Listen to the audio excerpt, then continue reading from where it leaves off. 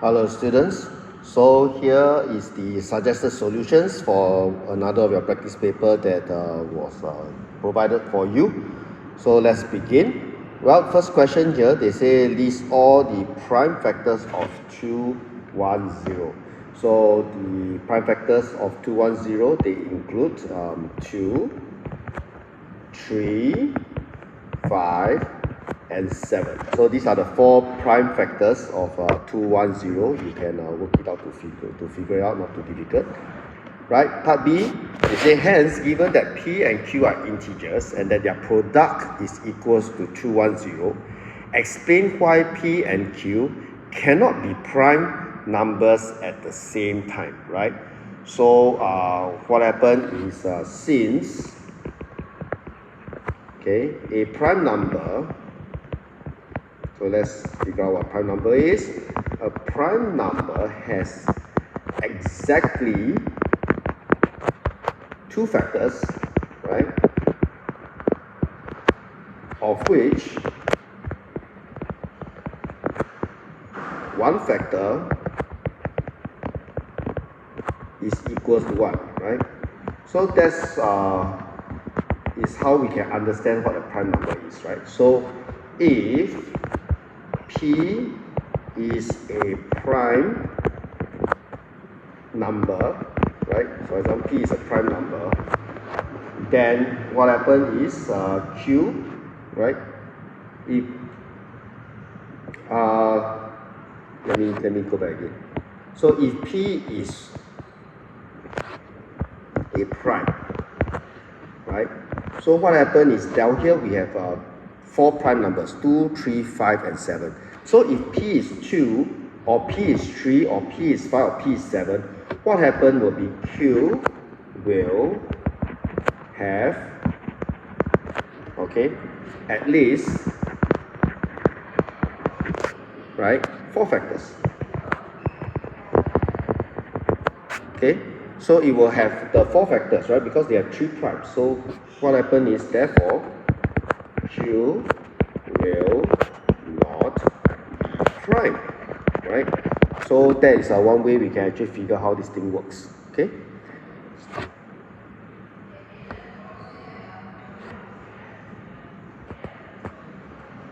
Did I write that correctly?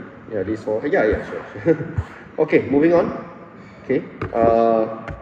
Okay, looks like the alignment of the printing is a bit off.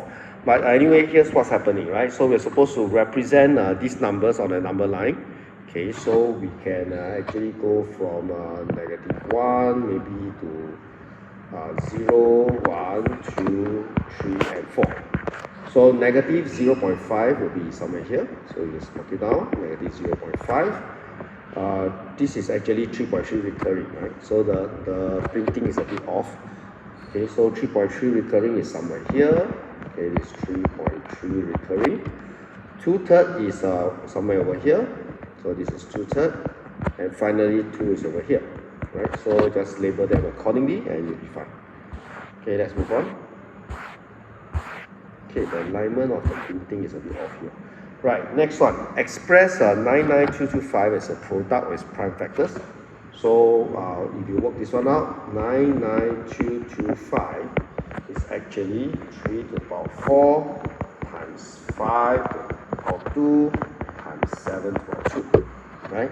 So hence, we want to find the square root, right? So square root of 99225 is actually the square root of 3 to the power 4 times 5 to the power 2 times 7 to the power 2, right? So that will result in 3 to the power 2 times 5 times 7, and you will work it out. You work this one out. Is equals to 315. Okay. Question 4. The lowest common multiple of 2 numbers is 756. Right, so let's find out what is 756. 756, if you write it as prime factorization form, is 2 to the power 2 times 3 to the power 3 times 7. And then the highest common factor is 42, so let's write it down as well. 42 is actually 2 times 3 times 7, so this is actually the LCM, this is actually the HCF, right? So we're supposed to find 2 numbers, and that they are actually larger than 482 and less than 750. So what happened is from here we can actually work it out. So the two numbers, let's call the number A and B for now, why not? So one of it will be 2 to the power 2, the other one will be 2 to the power 1, right? So they need to share it up. Both of them will have 7 over here, right? So what happened is over here, for the 3's, I'm going to take 3 to the power 1 on top and 3 to the power 3 below, right? Because if I do it the other way around, I end up getting the LCM and HCM as well. So you work this one out. This number is equal to 84. This number is equal to 378. Okay, so the numbers are 84 and 378. Okay, next question. Well, this question, we are given the index notation for 7360 and 8073, right? So we're supposed to find the smallest integer h such that it's a multiple. So what we can do is we can find the LCM, right? So the LCM in this case will be 2 to the power 6 times 3 to the power 3 times 5 times 13 times 23. Huge number, but it's okay, right? Then h will simply be this LCM times 5 times 13 times 23 divided by 7360, and 7360 is over here. This is the one, right? So I will divide by 2 to the power 6 times 5 times 23. Okay, you work this one out, we are left with 3 to the power 3 times 13, which will give us 351. Okay, let's go. Next one. We have 162 boys, 126 girls sign up for a school camp. The students are divided into groups with the same ratio. Okay, the number of students in each group is the same. Find the largest number of groups that can be formed. So what are we dealing with here? We are actually dealing with the HCF. So let's work out the HCF. 162 is 2 times 3 to the power 4. Right, 126 is actually 2 times 3 squared times 7. So from here, our HCF is actually 2 times 3 to the power 2, which is equal to 8. That's the largest number of groups. So find the number of boys and girls in each group. So, well, all we need to do is number of boys is going to be 162 boys divided by 18 groups, which gives us 9. And then the number of girls is 126 girls divided by 18 groups, we get 7 girls. Okay, so that's the number of boys and girls in each group. Okay, language here. Right, next one. The lowest temperature recorded at ground level on Earth is this, 89.2 degrees Celsius below zero. And on a certain day in Singapore, the temperature recorded is 31 degrees Celsius. Find the difference. So we have 31 minus negative 89.2, right? So this works out to be 120.2 degrees Celsius. Okay. Now, without the use of calculator, find the value of the following. So here, 6. Well, we have 4 times negative 3 will give us negative 12. So this is 6 plus 12, 18. Right? Next one, we have some fractions over here. Okay, so let's work it out. We have negative half. This is well, minus a negative is the same as addition. So we have this. And then we want them to have a common denominator. So the common denominator here will be 12. Putting them together is 1 over 12. Right. There we go. Okay.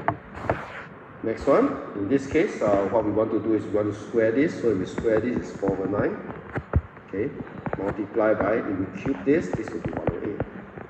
Right. So that will result in negative 18. There we go. Okay. Now this one is slightly more complicated, but still shouldn't be too difficult. So let's write that as improper first. Okay, that will simplify things a little bit.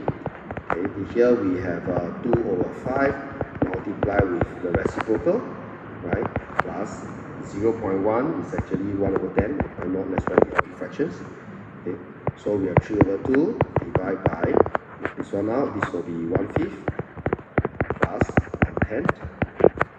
Okay, so 3 over 2 divided by this will be 2/10 plus 1/10. So 3 over 2 divided by 3 over 10, which is the same as 3 over 2 times 10 over 3, which will result in 5. There we go. Okay, so that's the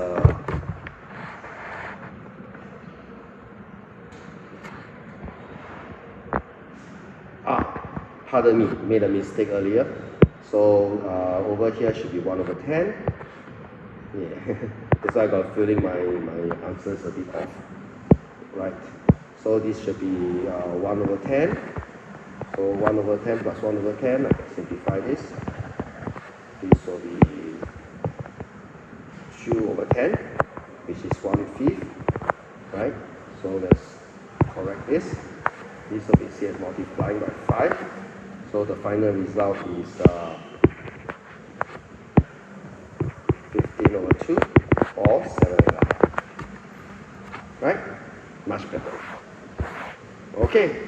So over here we use the calculator. So you press the calculator, you should get 1.6123, and we run it in 4 decimal places. Now, over here we want to explain why this is not a rational number, right? So, well, to what exactly is a non-rational number? When we work this one out, okay, we figure out that this is actually, the number is non-terminating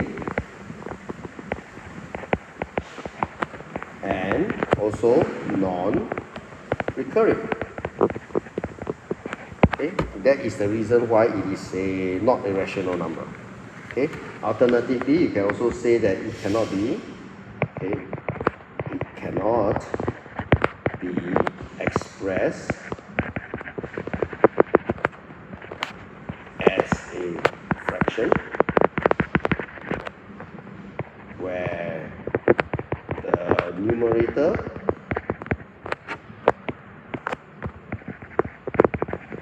and denominator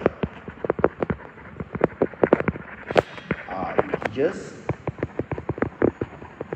and that the denominator is not 0. Right? So it actually says that. Okay. Yep, that's the final question for you to try. So I hope these little exercises allow you to have a better understanding of the topics that's been discussed so far. So continue to do your revision, try all the questions in the textbook you can, and all your work as well. All the best.